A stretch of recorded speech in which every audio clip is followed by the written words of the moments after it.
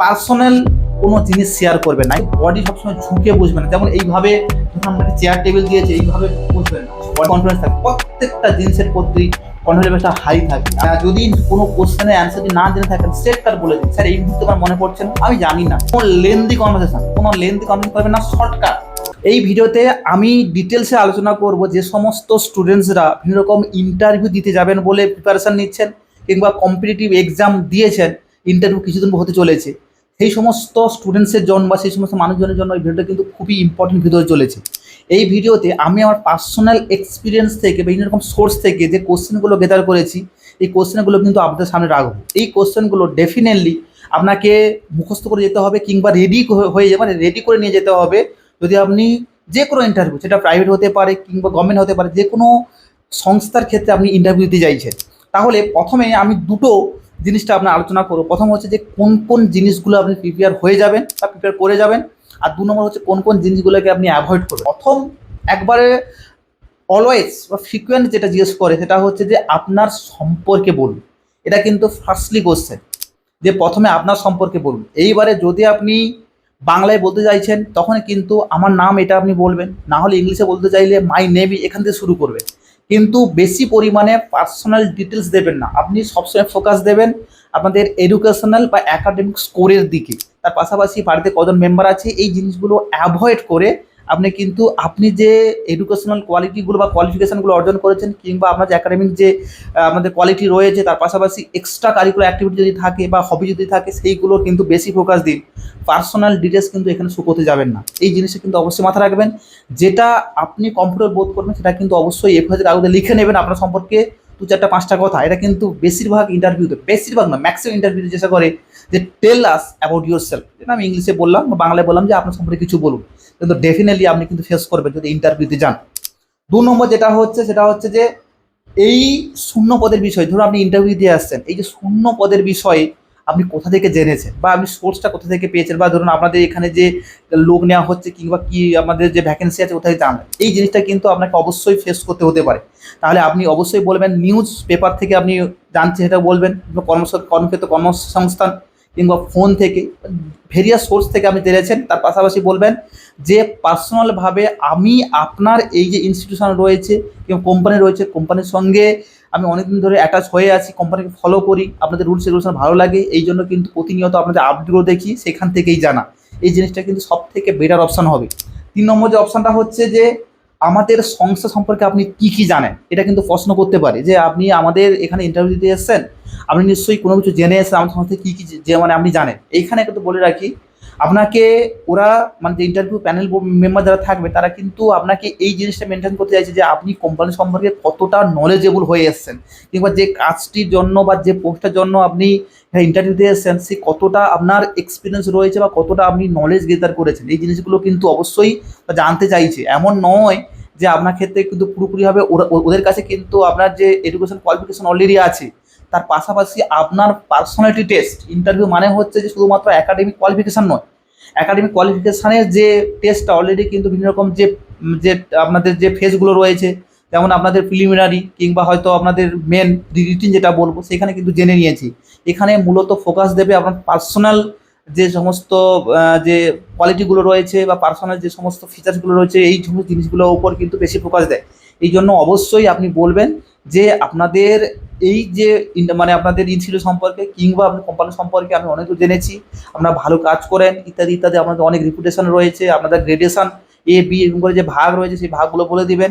আপনারা এমপ্লয়ের সঙ্গে ভালো বিহেভ করেন, আমাদের ইন্ডিয়ার মধ্যে কিংবা আমাদের স্টেটের মধ্যে আপনাদের কোম্পানি অনেক র্যাঙ্কিংয়ে আছে, এই সমস্ত যত পজিটিভ দিক আছে ওই দিকটা কিন্তু অবশ্যই ফোকাস করবেন। কোনো রকম নেগেটিভ জিনিসগুলো কিন্তু করবেন না। এই পদের জন্য কেন আপনি আবেদন করেছেন, পরের প্রশ্ন কিন্তু এরকম থাকতে পারে যে অনেকগুলো তো পোস্ট রয়েছে, তাহলে এই পোস্টের জন্য কেন আপনি অ্যাপ্লিকেশন করেছেন, এই জিনিসটা কিন্তু অবশ্যই আপনাকে ফেস করতে হতে পারে। তাহলে এই প্রশ্নের উত্তরে আপনি প্রথমে বলবেন যে আমি প্রথম থেকে এই পোস্টটার জন্য এলিজিবল, অর্থাৎ আমার মধ্যে একটা স্বপ্ন রয়েছে এই পোস্টটা পাওয়ার জন্য, এই জন্য এই পোস্টটা কিন্তু পাওয়ার জন্য বিভিন্ন রকম জায়গায় আমি ইন্টারভিউ দিয়েছি এবং সে জায়গায় সিলেকশন হয়েছি, এই জিনিসটা বলতে পারেন। কিংবা যদি প্রথম ইন্টারভিউ হয়ে থাকে বলবেন যে এটা আমার প্রথম ড্রিম, মানে ফার্স্ট প্রায়োরিটি, এই জন্য এই জায়গার ক্ষেত্রে আমি এটার জন্যই আমি পোস্টে অ্যাপ্লিকেশন করেছি, কারণ এটার ক্ষেত্রে আমার খুব ভালো লাগবে এবং যে কমফোর্টেবল বোধ করবো এটা আমার পার্সোনাল যে অ্যাটাচমেন্ট বা স্যাটিসফ্যাকশনের জায়গা কিন্তু চলে আসে। তারপরে হচ্ছে যে আরও একটা প্রশ্ন করতে পারে যে আমরা আপনাকে কেন নেব। ভালো করে বুঝুন, এখানে আপনি তো শুধু ইন্টারভিউতে যাবেন না, আরও অনেক স্টুডেন্ট ইন্টারভিউতে যাবে। আপনাকে প্রশ্ন করতে পারে যে এতগুলো স্টুডেন্টসের মধ্যে বা ক্যান্ডিডেট এসে তাদের মধ্যে আপনাকে কেন নেব। সেখানে আপনি আপনার বিশেষ করে বলবেন যে আমার এক্সপিরিয়েন্স আছে, বা আমি হার্ড লেবার দেবো, কোম্পানি সম্পর্কে আমি যথেষ্ট সময় দেবো, আমি খুব পাঞ্চুয়াল। এই সমস্ত পজিটিভ দিকগুলো অবশ্যই ওইখানে কিন্তু রেফারেন্স হিসেবে না আনবেন।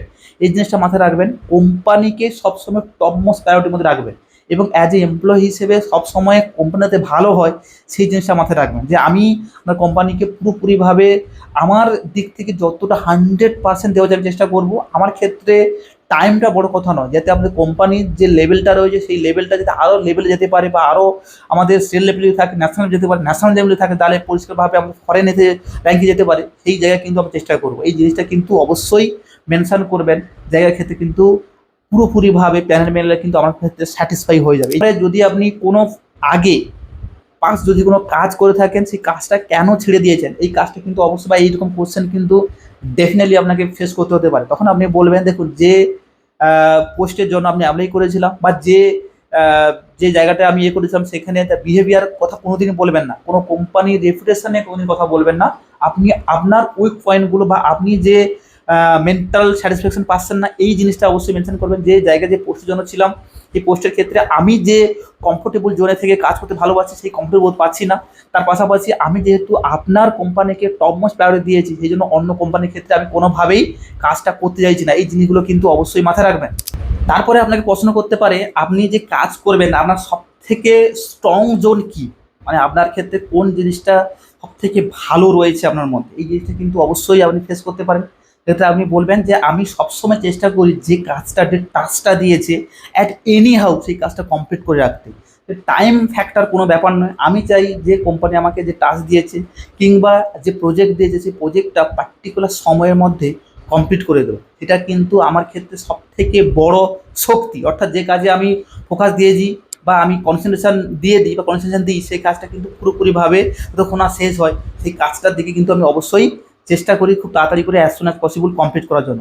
তারপরে হচ্ছে যে আপনি অনেক সময় ধরুন আগে কোনো কাজ করেছেন, সেই কাজের ক্ষেত্রে কি কি অবস্টাকেল, বাধাগুলো আপনি ফেস করেছেন, বা সেগুলো থেকে কীভাবে উদ্ধার হয়েছেন, এই জিনিসগুলো অবশ্যই মাথায় রাখবেন। যদি আপনাকে বলে যে কোন কোন বাধাগুলো পেয়েছেন, সবসময় একটা কথা বলবেন যে কোঅপারেশন হচ্ছে সব থেকে বড় অবস্টাকেল আমার জীবনে। ধরুন আমি কাজ করতে চাইছি, যারা আমার কোয়ার্কার রয়েছে তারা আমার সঙ্গে কোঅপারেট করছে না, সেক্ষেত্রে আমি সেই কাজটা কিন্তু পুরোপুরিভাবে করতে পারছি না, কারণ একার দ্বারা তো এত কিছু সম্ভব নয়, কারণ টিম ওয়ার্কটা হচ্ছে সব থেকে বড় পাওয়ার।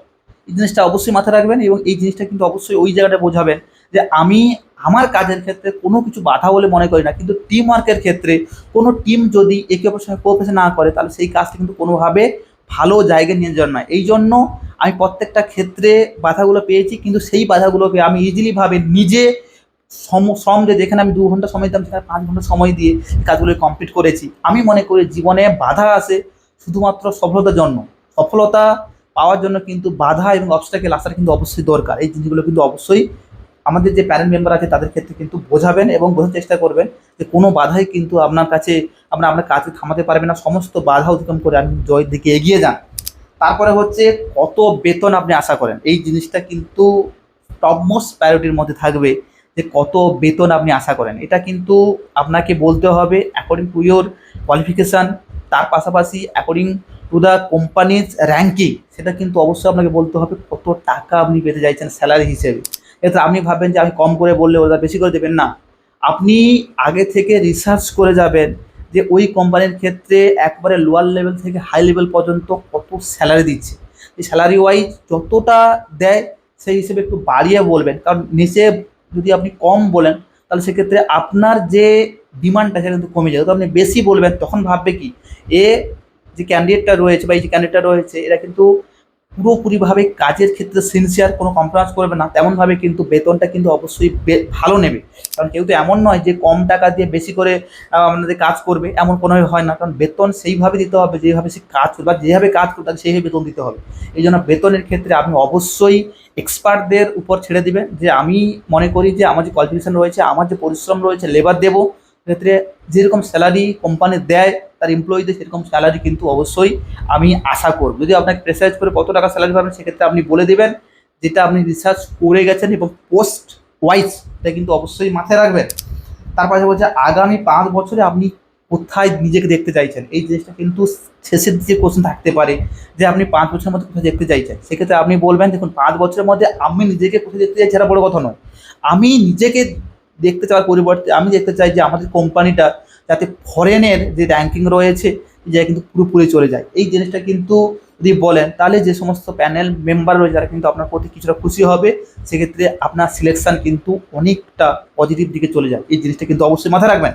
তার পাশাপাশি এইগুলো গেল আপনাদের কমন কোশ্চেনগুলো, যেগুলো প্রত্যেকটা ইন্টারভিউতে জিজ্ঞাসা করে, যেগুলো আমি কিন্তু বিভিন্ন সোর্স থেকে কিংবা এক্সপার্ট থেকে আমার পার্সোনাল জিনিস থেকে কিন্তু আমাদের বললাম।